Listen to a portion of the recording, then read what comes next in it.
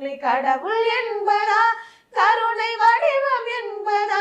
ஐயா ஞானதானம் தந்த உன்னை தந்தை என்பதா உன்னை தெய்வம் என்பதா குருநாதன் என்பதா என்னை பார்த்து பார்த்து வளர்ப்பதனால் அன்னை என்பதா